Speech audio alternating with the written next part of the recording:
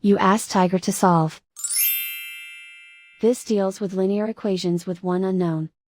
The final result is x equals 27/2. Let's solve it step by step. Group all constants on the right side of the equation. Subtract 3 from both sides. Simplify the arithmetic.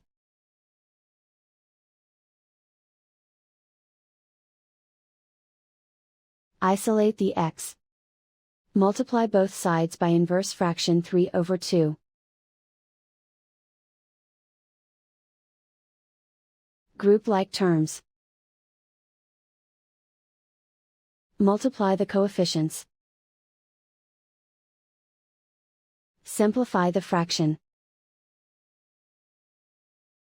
Multiply the fractions.